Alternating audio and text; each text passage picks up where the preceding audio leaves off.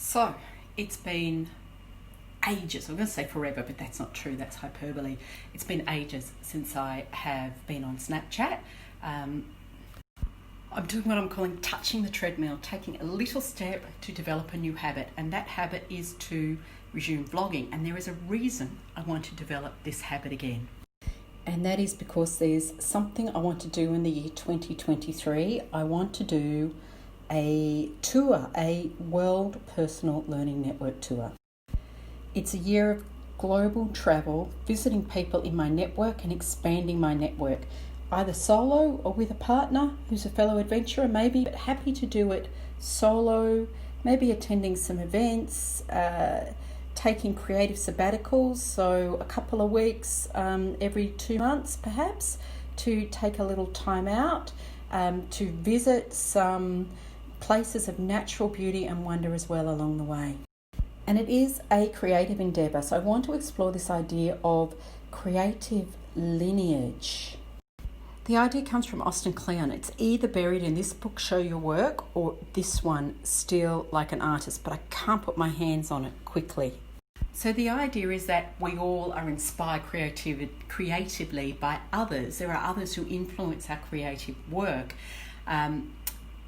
So what if I were able to trace through my network the creative inspirations and explore creativity and how others influence our creativity as I travel and expand my network in the process?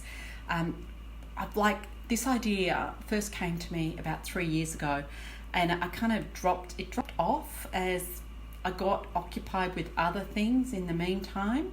But more recently, through a Working Out Loud circle, where I had to write a letter to my future self, I've just reconnected with this goal, reignited, and I'm so excited about the idea.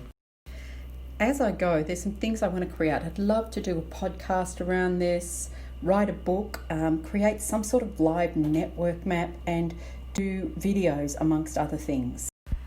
So there's some skills I'm going to need to develop, mostly creative skills, and one of them is to get a lot better at vlogging, which is why today I'm just touching the treadmill. I'm just starting vlogging, picking up where I left off with Snapchat and using it as a start point to look for ways over the coming 2 years to improve my videos. But just getting back into the habit is this tiny first step. This afternoon I am making a video about performance consulting conversations, and I'm using Zoom to do it, but I had to re-record, and I'm going to show you why I had to re-record. I'd done a recording and downloaded it. However, I didn't get the format of the videos that I was really looking for.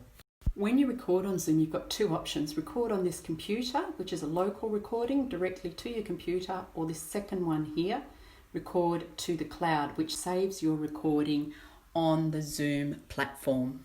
So this is the format of the videos when you record them locally. You get, the big screen, you get your PowerPoint on the screen if you're using PowerPoint, and you just up in the corner overlaid here. So you can you're only displayed in this very small window, and if you're on one slide for a while, it can get a bit static. So if I go to Zoom and I go to my recordings now, I've got this recording, and you'll see I've got 3 different versions of the video: shared screen with speaker view, just the speaker, and just the screen. So it gives me more options. So the first option is the option with me kind of tucked up in the corner of the slides there. Second option is slides only. And the third option is me only, with my name in the corner. I wonder if there's some way of getting rid of that. They know who I am. But anyway, you see, that gives me more flexibility with the editing. I'm using iMovie to edit. So I've imported the 3 videos here. It's the first time I've used all 3. So I'm going to start with the one with me up in the corner, and I'll just see how I go mixing it up to make it a bit more interesting. So this is Vidly. I have to basically each time take the format I want to use, drop it in here. I can't kind of layer them above each other and just cut and paste. I have to kind of cut out the segment that I want, and then delete the rest, and then come back up here and pull the next format and cut out everything up to that point and get the synchronization right. But I tell you what, I think it's worth it. Let me show you what I mean. Here's a sample edit. Implementing a solution, it's worth just hitting the pause button and taking a little time to properly define and diagnose the problem. A persona helps us to understand the behavioural groups that can impact the particular issue or challenge that we're exploring. It's a tool to help us develop empathy for them. And in the process, in the course of a conversation, you get a view on all of these things you see listed on the screen, including what they think, feel and do in regard to the behaviour or the issue that we're exploring. And what this does is it then gives you insights to help you to find an appropriate solution. When we understand how a certain group of people are currently experiencing. And now it's up on Vimeo, ready for my client to use it tomorrow. My job here is done, and I think that's enough vlogging for one day.